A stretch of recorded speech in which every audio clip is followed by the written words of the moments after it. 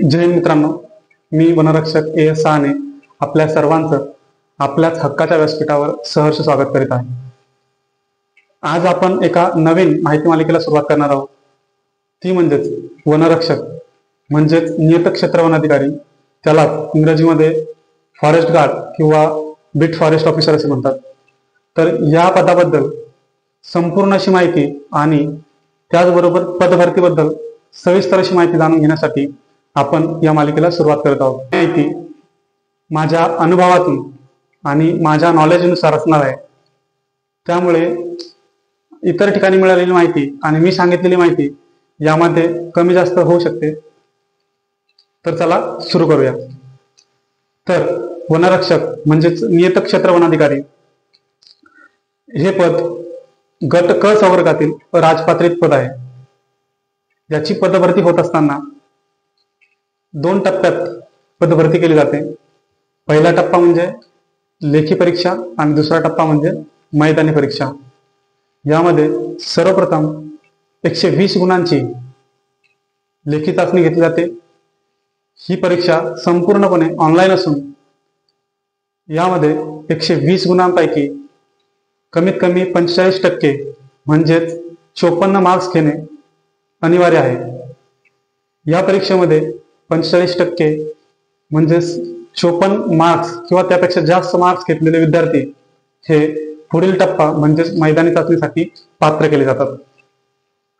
त्यानंतर पात्र केलेल्या विद्यार्थ्यांची एक वन विभागाच्या ऑफिशियल वेबसाईटवर यादी प्रसिद्ध करून या विद्यार्थ्यांना मैदानी चाचणीसाठी बोलवले जाते। टप्प्यामध्ये पोहोचलेल्या उमेदवारांना एकूण 80 गुणांची ही मैदानी चाचणी असते। त्यामध्ये 17 मिनिटांमध्ये हे अंतर पूर्ण केल्यास, म्हणजेच 5 किलोमीटर हे अंतर 17 मिनिटात पूर्ण केल्यास पैकीच्या पैकी म्हणजे 80 गुण दिले जातात। त्यानंतर प्रत्येकी एका मिनिटाला 10 मार्क्स याप्रमाणे मार्क्स कमी केले जातात। म्हणजेच एखादा उमेदवार 17 मिनिटात 5 किलोमीटर हे अंतर पूर्ण करत आहे तर त्याला पैकीच्या पैकी म्हणजे 80 गुण दिले जातात। त्यानंतर 18 मिनिटात 5 किलोमीटर हे अंतर पूर्ण करणाऱ्या उमेदवाराला 70 मार्क्स दिले जातात। त्यानंतर 19 मिनिटात 5 किलोमीटर हे अंतर पूर्ण करणाऱ्या उमेदवाराला 60 मार्क्स दिले जातात। या पद्धतीने प्रत्येकी एका मिनिटाला 10 याप्रमाणे मार्क्स कमी केले जातात।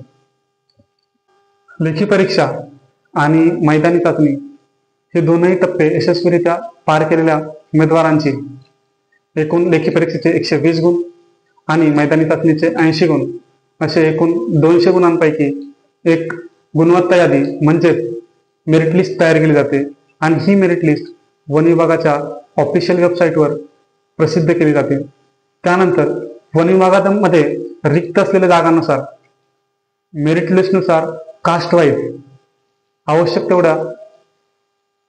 तेवढ्या उमेदवारांची एक निवड यादी म्हणजेच सिलेक्शन लिस्ट तयार केली जाते आणि ही सिलेक्शन लिस्ट वन विभागाच्या ऑफिशियल वेबसाईटवर प्रसिद्ध करून या उमेदवाराला पुढील टप्पा म्हणजेच 25 किलोमीटर वॉकिंग, त्यानंतर उर्वरित 2 टप्पे म्हणजेच 25 किलोमीटर वॉकिंग म्हणजे तग धरण्याची चाचणी आणि मेडिकल टेस्ट, ह्या 2 टेस्टसाठी त्याला पात्र केले जाते।